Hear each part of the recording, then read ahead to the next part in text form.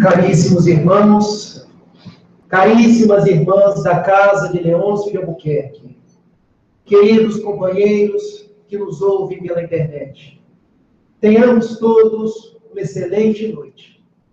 Eu rogo ao Mestre amado Jesus e aos nossos benfeitores espirituais, entre eles, Adolfo Bezerra de Menezes Cavalcante, que nos abençoe e nos envolve em vibrações de muita saúde, de muita alegria e, sobretudo, de muita paz. Há 185 anos, na data de 29 de agosto de 1831, retornava aos campos da terra a veneranda personalidade do Dr. Bezerra de Menezes. Ele, que é um benfeitor da humanidade. Ele que é um amigo de cada um de nós. E que na noite de hoje, ao comemorar mais um ano da sua passagem conosco, da sua passagem imorredora pelos dias da terra, pelos dias do Brasil, gostaríamos de falar sobre a sua trajetória e alguns detalhes, algumas histórias da sua vida que servem de inspiração para a vida de cada um de nós. Se estamos hoje num período de definições, num período de transição planetária, como é bom termos Bezerra de Menezes ao nosso lado. Como é bom termos Bezerra de Menezes como um patrono das nossas vidas espíritas. Como é bom termos Bezerra de Menezes como alguém a nos inspirar, como alguém a nortear os nossos passos na direção de Jesus. E para iniciar as nossas histórias, que peço reflitamos em cada uma delas, tirando as lições para a vida particular de cada um de nós, eu gostaria de começar com uma em especial. Talvez a que eu considere a mais bonita, talvez a que eu considere a mais significativa, entre tantas na vida deste apóstolo. Narram as tradições do plano espiritual que em 11 de abril de 1950, quando já haviam transcorrido os 50 anos do desencarne do venerando médico dos pobres, estava ele nos seus labores espirituais. Encontrava-se ele na sua faina, junto aos sofredores da terra, quando uma benfeitora espiritual, de nome Celina, enviada por ninguém menos que Maria de Nazaré, a mãe de Jesus, veio ter com Bezerra de Menezes e lhe disse mais ou menos assim: Doutor Bezerra, praz aos céus, convida-te a mãe de Jesus para que, devido a todos os méritos que ornam a sua personalidade cristã, devido a todos os labores que você tem praticado por amor a Jesus e à humanidade, que você seja alçado a um mundo melhor. A um mundo onde reinam a paz, o amor. Praza a digna mãe de Jesus que você não precise se esfalfar mais em meio a tantas dores, em meio a tantas dificuldades. Ela te convida a alçar voos maiores. E ele para, reflete, e naquele mesmo instante diz a Celina, missionária de Maria, nesses termos: agradeça a Maria, mãe de Jesus, e minha mãe. Agradeça a ela esse convite, este preito que eu definitivamente não mereço e nem fiz por merecer. Peça a ela, por favor, Peça a ela mais uma dádiva do seu amor, que enquanto na terra ainda estiver uma alma em sofrimento, que enquanto na terra ainda uma lágrima aljofrar naqueles que seguem a Jesus, enquanto uma miséria se fizer oculta aos olhos dos homens e da humanidade, eu quero estar com os meus filhos, com os meus irmãos, com aqueles que pedem o meu auxílio, com aqueles que rogam pela minha proteção. E Celina, num átimo de segundo, foi até Maria, que aqueceu, que concordou, e retornou a Bezerra de Menezes. É por amor, e é pelo teu amor, digno trabalhador do Cristo, que ela permite que você continue nas vidas da terra, nas lidas em prol do Evangelho de Jesus, nas lidas em prol do Espiritismo, que há de redimensionar os dias da humanidade, que há de ajudar a humanidade a passar por tão dificultosos dias até encontrar a paz. Este é Adolfo Bezerra de Menezes Cavalcante. E logo, nessa primeira história, conseguimos perceber nele uma virtude que para nós é muito importante, na qual devemos nos espelhar: desprendimento. Ausência de interesse pessoal em prol do interesse coletivo. Não é por outra razão que Allan Kardec indaga aos benfeitores espirituais, questão 893 do Livro dos Espíritos, qual a maior das virtudes? Qual a virtude por excelência? E eles respondem: toda virtude é meritória, porque toda ela tem um mérito aos olhos de Deus. Mas a excelência da virtude está em renunciar ao interesse pessoal, em prol do interesse coletivo. É sobre este homem, então, que iremos falar na noite de hoje.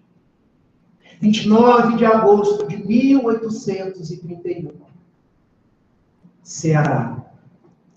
O pobre estado do Ceará. Um estado à época agrícola, um estado rural, um estado de grandes fazendeiros que ainda exploravam a mão de obra escrava. Nasce um grande trabalhador do Cristo para vir ter conosco. Fazenda Santa Bárbara, município Riacho do Sangue, hoje Jaguaretama. E desde pequeno, o jovem Adolfo demonstra pendores ao bem da humanidade, ao bem do seu irmão. Demonstra pendores à religião, extremamente fervoroso ao catolicismo e, sobretudo, a Maria, mãe de Jesus. Ele tinha um grande sonho, mas para alcançar esse sonho, ele precisaria sair do Ceará. Precisaria convencer a seu pai e a sua mãe que não queria ser mais um homem dono de propriedades, um homem vinculado às tradições rurais do nosso Brasil. Ele gostava de gente, ele gostava de olhar no olho das pessoas, ele gostava de saber das dificuldades do próximo e atender às suas mazelas. Com 19 anos, em 1851, ele vem ao Rio de Janeiro com um sonho: cursar medicina, ser o médico de todos, o médico dos pobres, aquele que atenderia, senhora marcada, aquele que atenderia a todos quantos abordassem no seu consultório, os que tinham e os que não tinham dinheiro para pagar. Aquele que não perguntava se era dia ou se era noite. Quando meu companheiro chega, eu fico com instrução, mas por hora não veio. E ele formou-se em medicina, conseguiu laurear-se pela Faculdade de Medicina do Rio de Janeiro, então, tornando-se para a população do Rio de Janeiro, então, capital do Império do Brasil, o médico dos pobres, o médico de todos. E tenho certeza que muitos de vocês conhecem grande parte da vida deste apóstolo. Conhecem porque viram o filme, ou porque escutaram histórias da boca da Denise, da boca de Magali, ou de tantos outros que vêm contar histórias de Bezerra de Menezes. Mas para que possam compreender quem foi o médico Bezerra de Menezes, há uma história especial de um dia, quando ele se encontrava na farmácia, onde trabalhava no bairro do Riachuelo, no Rio de Janeiro. E lá atendia as pessoas. Quando entra uma mãe com uma criança no colo que chorava muito, e ele auscultou aquela criança. E percebeu que, muito além da doença, aquela criança tinha fome. Aquela criança tinha necessidades básicas, necessidades as mais variadas. E ele, então, prescreve os medicamentos, prescreve alimentos e o que mais era necessário. Quando a mulher abre a boca a chorar e diz: doutor Bezerra, eu não tenho dinheiro para nada, muito menos para comprar remédios e alimentos para o meu filho. E ele ali, naquele instante, faz talvez um ato de caridade que os nossos olhos não conseguem dimensionar. Ele que dinheiro no bolso já não tinha, pois que muitas vezes o dinheiro ele usava para pagar as receitas dos seus pacientes. Ele olha para o dedo. Ainda hoje, é costume os estudantes de medicina possuírem o anel de colação de grau. Ele retira o anel e dá para a senhora. E a senhora, doutor Bezerra, é o seu anel de formatura, minha filha. Venda este anel. Compre alimentos para você e para seu filho. Compre também medicamentos para salvar a vida desta criança. Mas, doutor Bezerra de Menezes, é o seu anel. Este anel, minha filha, a falta dele não me fará mais médico ou menos médico. Mas para você representa a vida da sua criança. Leve e faça o que tiver de ser feito. Naquele instante, doutor Bezerra de Menezes traz para cada um de nós, nestes dias tumultuados da atualidade, uma outra lição. A lição da caridade. A lição que devemos fazer o bem. A lição que não devemos desistir nunca do ser humano. Desistir nunca de trabalhar em serviço da sociedade, ainda que o mundo se apresente tal qual se apresentará hoje. É nosso dever seguir em frente. É nosso dever obrar no bem. É nosso dever fazer a nossa parte. E ainda que não possuamos dinheiro nos bolsos, ainda que não tenhamos nada de material para dar, ensina-nos o médico dos pobres. Podemos dar de nós mesmos. Podemos dar do nosso carinho. Podemos dar da nossa atenção. podemos dar da nossa alegria, podemos nos doar aos outros, nos doar à sociedade em que vivemos. É de verdade que o anel salvou a vida daquela criança, mas o gesto de Bezerra de Menezes é muito mais representativo, porque ele acolhia as pessoas. Ele, com aqueles olhos verdes, que penetravam o âmago do ser humano, e abraçava só no olhar. Ele que não censurava, ele que amava todos que aportavam à frente dele. Que exemplo, que conduta para cada um de nós nos dias de hoje. Mas vocês poderiam perguntar, e o Espiritismo? Quando entrou na vida deste homem?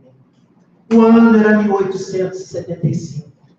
Quando tomava o bonde para ir até a sua casa, ele resolve tomar de um presente de um amigo, Joaquim Carlos Travassos, o Livro dos Espíritos. E ele começa a ler, e ler, e ler. Sabe quando a gente pega no livro, Carlinhos, e parece que tudo que está ali a gente já sabia. Parece um reencontro.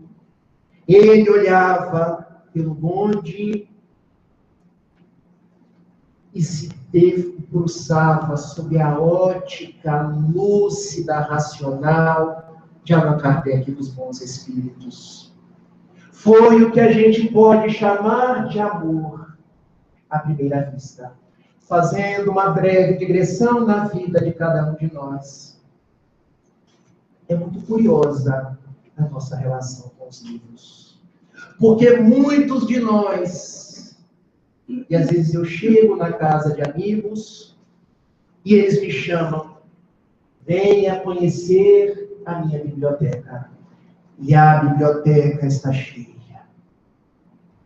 São livros da Barça, que ainda hoje as pessoas com internet, com todos os recursos, estão lá. São revistas as mais variadas, a coleção do Reformador. São livros os mais variados de filosofia, livros espíritas, livros didáticos. E a gente faz a famosa pergunta, mas você leu? Não, eu não li nenhum. Mas olha como a minha prateleira está linda, está formosa. É como se a gente tivesse a drágia do medicamento na mesa da cabeceira e não tomasse. Está ali, mas a gente não toma. E ontem, no feirão Pro Remanso Fraterno, que eu também aproveito para agradecer a cada um de vocês e a Casa de Leões de Albuquerque, estava lá Raul Teixeira, vendendo livros e autografando os livros. E eu tive a oportunidade de estar ao lado dele durante 1 hora, rolando o adesivo para ele autografar, devido à dificuldade da mão que ele ainda apresenta. Mas, muitas vezes, nós nos damos conta que os livros são comprados, eles são autografados, mas não são lidos. E as pessoas falam, eu tenho um livro autografado pelo Chico. Quando ele veio em Niterói, se transformou em cidadão niteroiense. Mas ler o livro, não li. Então não adianta. Mas o Divaldo vem a Niterói todos os anos, e lá estou eu no Clube Português. Tenho a série psicológica, 16 livros da Joana de Ângeles. Mas leu? Não, ainda não li. Leiamos. Porque este livro aqui, tal qual o doutor Bezerra de Menezes, naquele bonde indo para a sua casa, pode mudar a vida de cada um de nós. Leiam e confiram. Depois a gente volta a conversar. Tanto mudou que 16 de agosto de 1886, Adolfo Bezerra de Menezes Cavalcante, que à época já era um grande médico, um médico renomado, e também era político. Ah, Rafael, Bezerra de Menezes mexeu com essas coisas? Mexeu. Foi vereador pelo município do Rio e foi deputado pela antiga província do Estado. E foi um exemplo para os nossos políticos dos dias de hoje.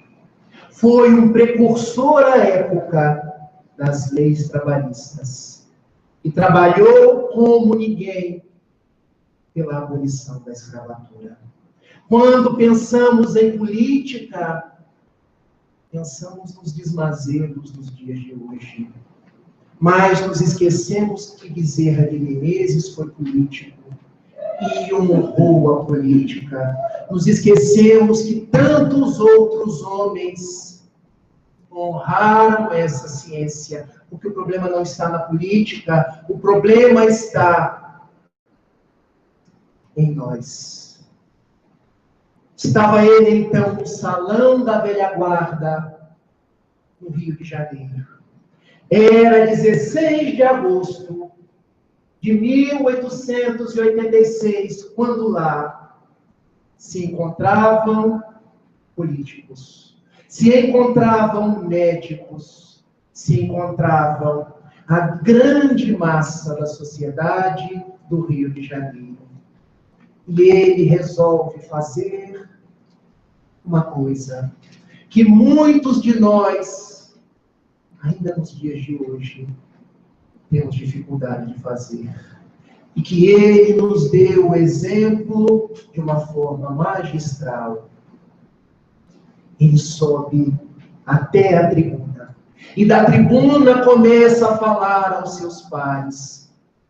Começa a falar àqueles homens orgulhosos, àqueles homens descrentes, àqueles homens com o perfil duro da época, mais ou menos assim. Minha alma, enfim, encontrou um lugar para pousar. Hoje, perante a sociedade do Rio de Janeiro, eu gostaria de me assumir espírita. E quando ele disse que se assumiria espírita, das pessoas começou a levantar. Outras tantas começou a vaiar. Outras tantas começaram a lhe apontar o dedo em riste, mas ele continuou. Vim aprendendo com a igreja da qual sou membro, que fora da igreja não há salvação. Venho aprendendo com as missas nas quais vou, que devo seguir um culto de fé para me encontrar com Deus, com Jesus. Mas o Espiritismo me ensina de uma forma diferente. Ele me ensina que fora do amor, que fora da caridade, não há salvação. E a partir de hoje, eu frequentarei as casas espíritas, os centros espíritas, e professarei essa doutrina. Eram poucos os que ali ficaram, mas aqueles poucos aplaudiram. Que exemplo ele deixa para cada um de nós, que ainda nos dias de hoje temos dificuldade de nos assumir espíritas. Eu sou espírita. Eu escolhi o espiritismo para me religar a Deus. Sofreremos censuras? Muitas. Dedos em riste? Muitos. Muitos julgarão de nós. Eu trabalho no setor jurídico do Banco do Brasil. E uma vez um colega veio e me disse assim: ah, Rafael, você é daqueles que toca tambor. Levemos na esportiva. E eu respondi: eu toco tambor fazendo preces por você, meu irmão. pela harmonia do nosso setor jurídico, pela paz da nossa sociedade. Não entremos em rixas verbais, discutindo quando devemos buscar pontos de contato. Não entremos em provocações, porque ser espírita é uma proposta de se modificar internamente. E por isso o Evangelho segundo o Espiritismo nos diz, capítulo 17, sede perfeitos, item 4, reconhece o verdadeiro espírita pela sua transformação moral e pelos esforços que emprega para domar as suas más tendências e inclinações. Ser espírita é buscar a reforma íntima e, em se reformando, trabalhar pelo bem da sociedade. Não é ficar discutindo com o outro se a minha bandeira é mais colorida que a dele. Se eu estou certo e ele está errado, isso é perda de tempo. Não é ficar levantando a voz para fazer proselitismo. É trabalhar. É procurar saber onde podemos ser úteis. Então, quando Adolfo Bezerra de Menezes sobe à tribuna da Rua 13 de Maio, salão da velha guarda, na cidade do Rio de Janeiro, minha alma encontrou um lugar para pousar. Ele estava dizendo, eu hoje encontrei a paz. Eu sei que não estarei sem dores, sem dificuldades, sem sofrimentos. O Espiritismo não promete nada disso para nenhum de nós, mas nos dá um entendimento, nos fornece o auxílio para que possamos seguir em frente. Então, assumamos. Somos espíritas e queremos trabalhar no bem. Mas, médico, político, acha que para por aí? Não. Ele teve família. E alguém aqui pode tentar adivinhar quantos filhos ele teve? 9. E vocês poderiam perguntar assim, na época não tinha televisão. Não, era muito amor. Porque ele sabia que de filho de Bezerra de Menezes era filho de Deus. Era um espírito encaminhado para ele, para que ele pudesse educar, ajudar, ser co-criador na formação de um mundo melhor. Casou-se 2 vezes. A primeira vez com Dona Maria Cândida Lacerda. A segunda vez, depois do falecimento desta, com Dona Cândida Augusta de Lacerda, que era prima da primeira. Com a primeira, 2 filhos. Com a segunda, 7 filhos. E amou profundamente estes 9 filhos. Um deles, em especial, tinha um severo problema de obsessão. O que demonstra para cada um de nós que, pensando em Gibran, Khalil Gibran, no seu livro Profeta, vossos filhos não são vossos filhos, são os filhos da ânsia de Deus por si próprios. Vêm através de vós, mas não são vossos. São espíritos que reencarnam conosco, para estarem conosco, para aprender conosco e para seguir em frente. E aquele filho problemático de Bezerra de Menezes mostra para a gente uma outra coisa. Que não é porque é o Raul Teixeira que deixará de ter problemas. Observem isso, para que a gente possa pensar nas coisas. Não é porque é o Divaldo Franco, não é porque é o Chico Xavier que deixaremos de ter problemas.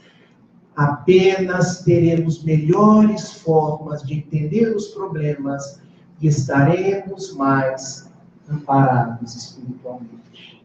E o amparo vem da presença de cada um de vocês, pois que aqui nos ligamos aos benfeitores, e aquele filho de Dr. Bezerra de Menezes era vinculado a uma entidade do pretérito, que o sediciava, que o obsidiava tenazmente, e que o Dr. Bezerra de Menezes, à época, já espírita, já trabalhador das lides espirituais, presidente de uma reunião de desobsessão, dirigente, conversava com aquele espírito.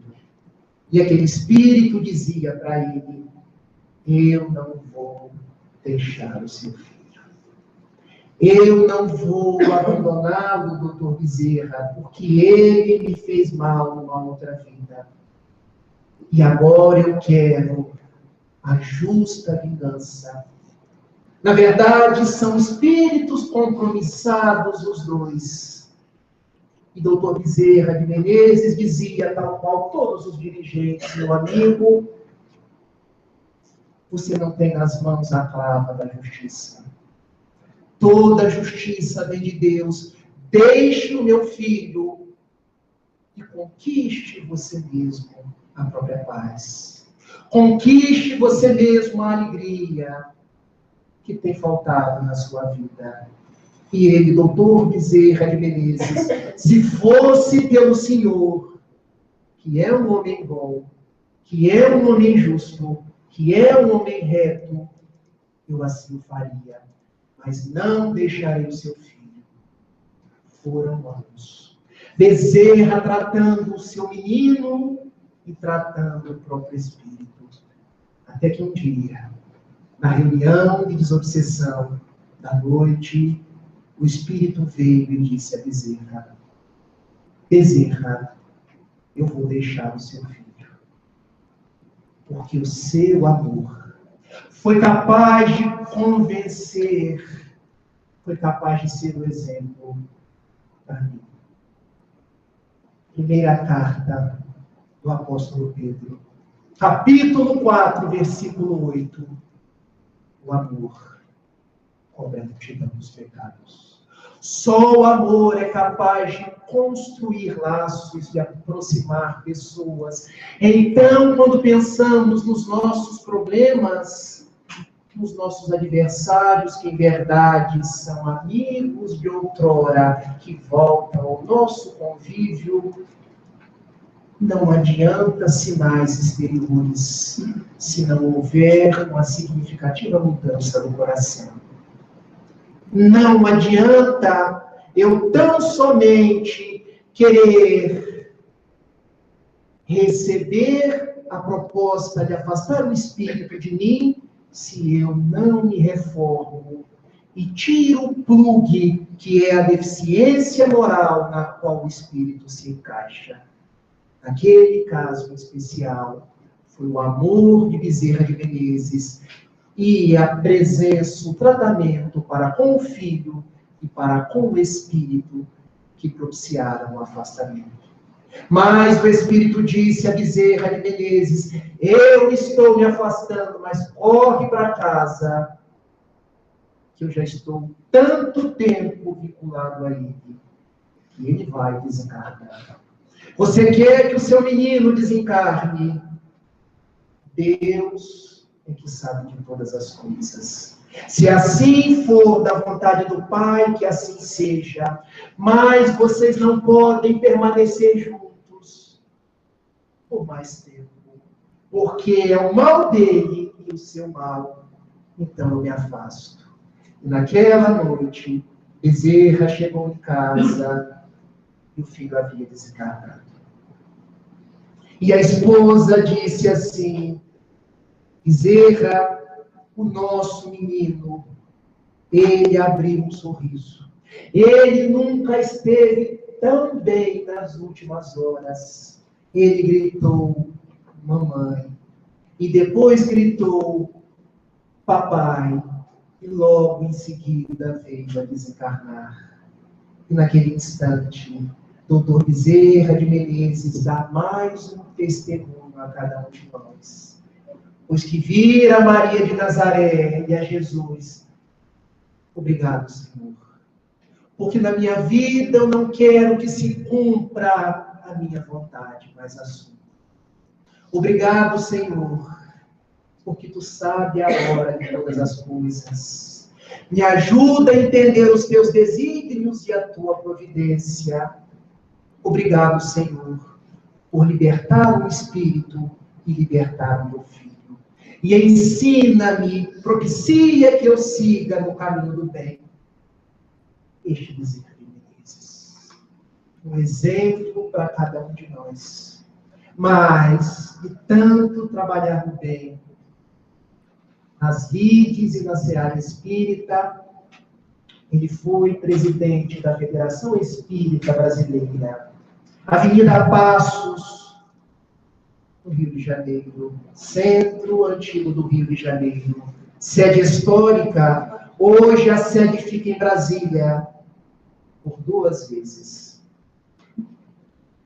E quando, da segunda vez que ele era o presidente, ele saía de uma reunião, demonstrando o alto valor de um trabalhador, e descendo as escadarias da Federação Espírita Brasileira, veio um homem desgrenhado até o contato dele. Um homem sujo. Um homem que nós encontramos tantas vezes na rua. Um homem que poderia ser o homem que nós encontraremos quando sairmos daqui. Um homem que veio até ele e disse, Doutor Bezerra de Menezes, não há quem não gosta de ti.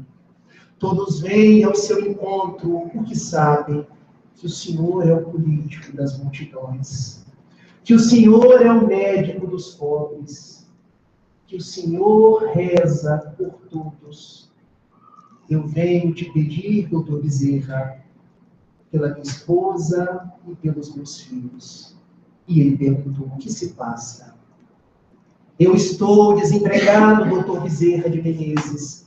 Eu não tenho um tostão sequer.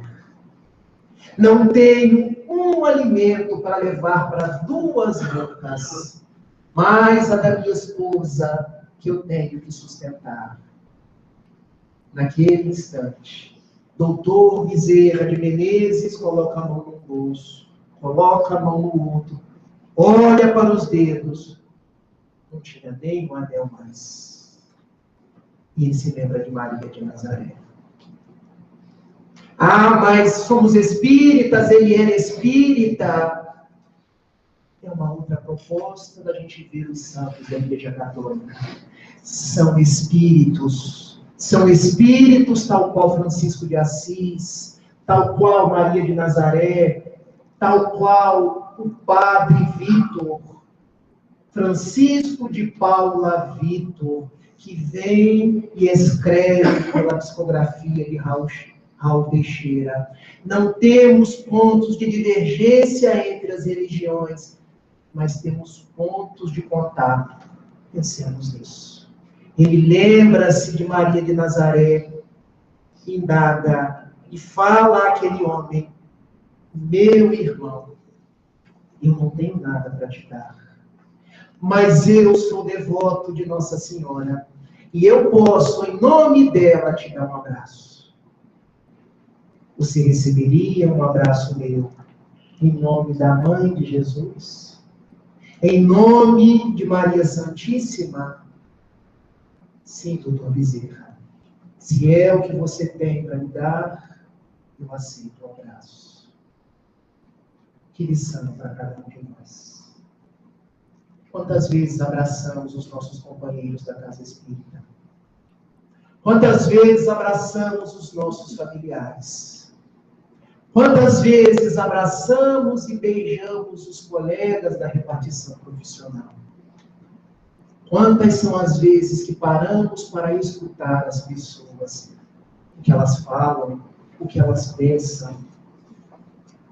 Quantas são as vezes que familiares que nós consideramos chatos chegam na nossa casa e a nossa vontade é pegar uma vassoura e colocar de ponta cabeça? São chatos, mas diz Humberto de Campos, no livro Cartas e Crônicas, ame os chatos, porque tem muita gente que também te acha chato e você não sabe. Depois que eu li isso, eu faço um esforço para fazer tudo com carinho, tudo com o maior devotamento possível. É bem certo que não iremos agradar a todo mundo.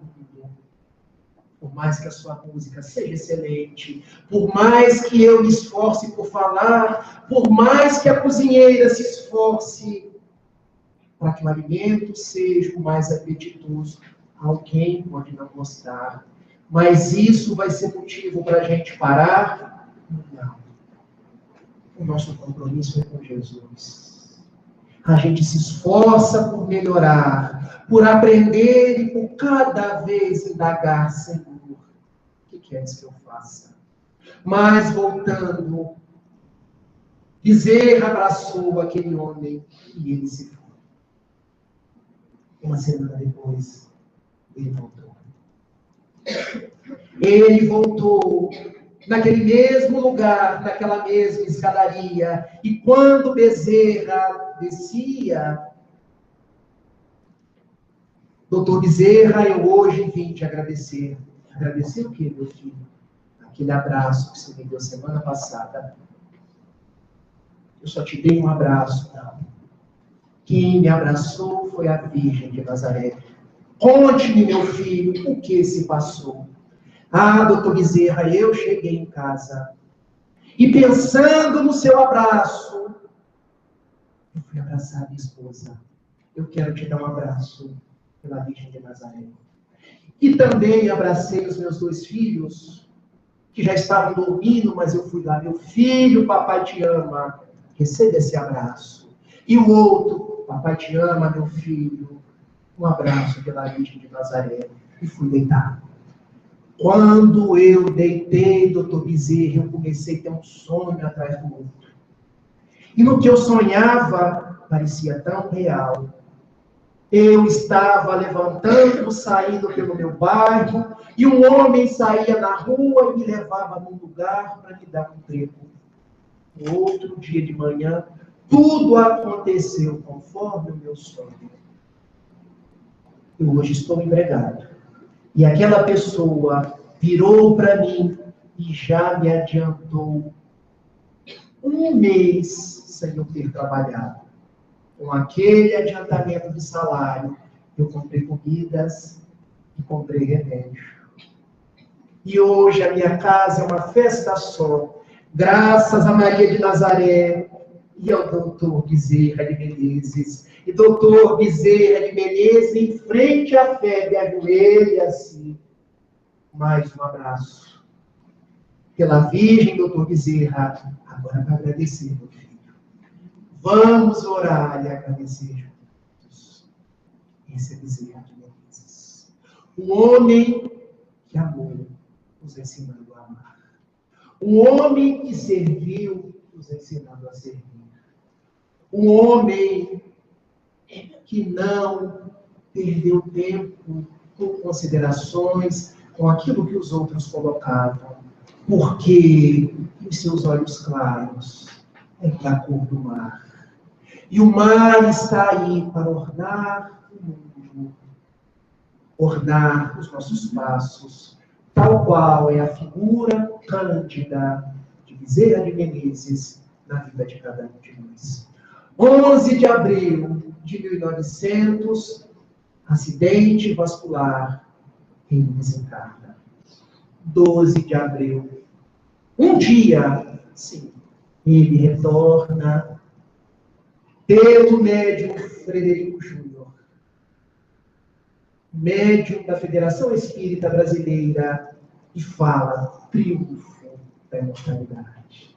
Ninguém morre. Morrer é apenas mudar de estágio.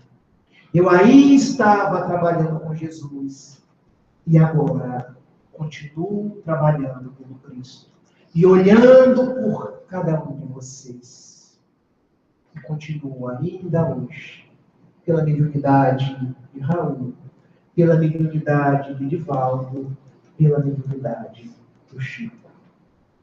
Uma das histórias que eu quero terminar com ela, pela mediunidade do Chico, dizia mais ou menos assim: Bezerra vem e conta uma história que um dia fazia muito frio.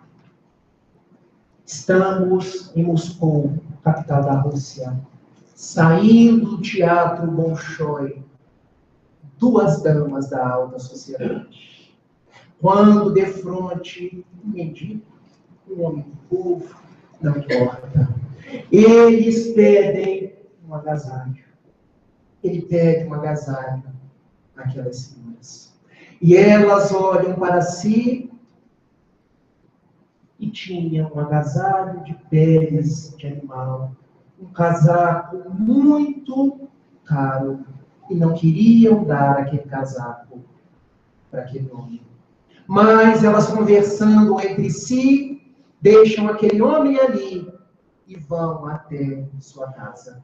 E chegando em casa, saboreando um chá, saboreando alguns biscoitos, elas começam a discutir sobre a situação daquele homem. Como nós discutimos sobre os problemas ao invés de resolvê-los? O problema daquele homem é do governo, porque não investiu em educação. O problema daquele homem é dos políticos corruptos, porque o dinheiro foi surrupiado. O problema daquele homem é porque ele não quer trabalhar. E discutiram a noite inteira. Quando já era de manhã cedinho, elas se lembraram do homem e pensaram: vamos recolher algumas roupas, algum farnel de alimentos, de mantimentos, e vamos levar para ele. E assim fizeram. Ao chegarem na porta do Teatro Bolshoi, o homem estava ali, rígido, bem azulado pela neve. Ele havia falecido. E o doutor Bezerra de Menezes termina a história pela mediunidade de Chico Xavier, dizendo: quando a caridade é muito discutida, o socorro chega tarde. Pensemos então em Bezerra de Menezes. Pensemos nesse homem que foi um exemplo na vida de cada um de nós. E meditemos, sobretudo, nessa frase. Quando a caridade é muito discutida, quando a gente fala demais, conversa muito, o socorro chega tarde. Aquele que já tem fome, já se foi. O que tem frio, já pode ter morrido. O grande amor da minha vida já não está mais ali. Façamos o bem que nos compete, então, hoje e agora. Aproveitando esta encarnação de definições que Jesus otorgou a cada um de nós. E mirando nos olhos verdes de Bezerra de Menezes, e mirando na figura augusta de Jesus de Nazaré, façamos a nossa prece de gratidão e de proteção para cada um de nós. Louvado seja, Senhor Jesus, na glória imortal do lar celeste, pelos bens que tu nos destes, no evangelho da nossa redenção, na tarefa renovada que o teu olhar nos consente. Espíritos reverentes, nós rogamos pelo teu amor. Pobres cegos que desde milênios estamos fugindo à luz que nos elevas hoje, Senhor. A nossa oração rompe as trevas. Escuta-nos e, se possível, vem. Vem retificar o nosso passo, a fim de que trilhemos a estrada corrigida. Vem sustentar nossa vida, nossa lida, na fonte inesgotável do eterno bem. Dá-nos, Senhor, tua bênção, bênção que nos conforta, bênção que nos levanta, para que a tua doutrina santa, este imbatível espiritismo, vibre pura e cresça dentro de nós. Faze, Senhor, onde nós todos, nesta caminhada incessante, a cada dia, a todo instante, possamos ouvir tua voz. Ampara a nossa esperança, socorre a nossa pobreza e liberta a nossa alma ainda presa de tanto erro desta multissecular imperfeição. Mestre excelente, Mestre de toda a verdade, ensina-nos a guardar-te com unção, com devoção, na intimidade sincera, ainda que singela, do próprio coração. Muito obrigado, Senhor da vida, muita paz. Que o doutor Adolfo Bezerra de Menezes Cavalcante abençoe esta casa e cada um de vocês. Que assim seja.